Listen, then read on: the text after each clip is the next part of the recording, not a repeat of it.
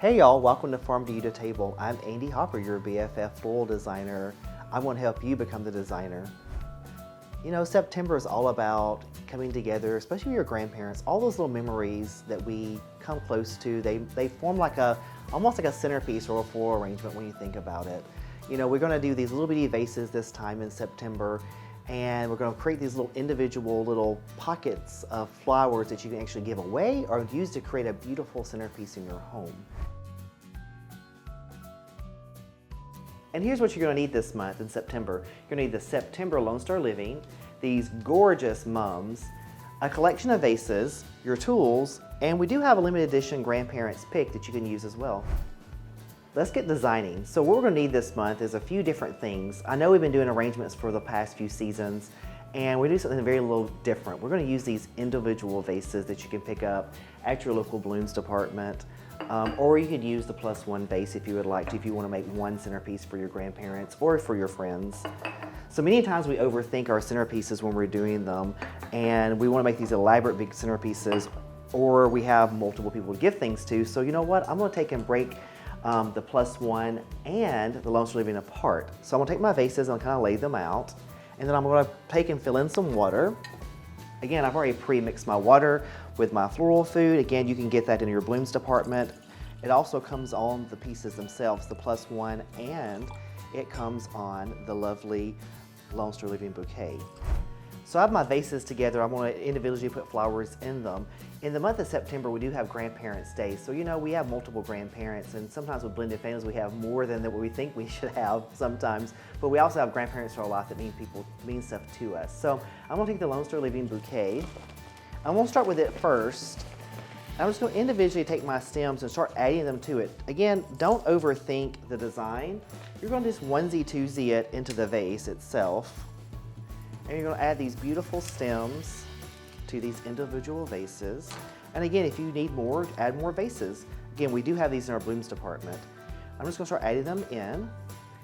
Again, easy design, don't overthink it. Remember to move your pollen. Cut them down to the size they need to be.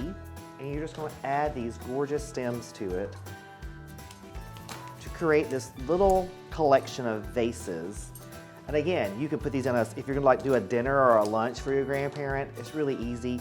You can just add these and then add them to the center of your table to make a table centerpiece, and then give them away later. Or you can surprise them at home and bring them an individual vase of flowers. It's such an easy thing to do.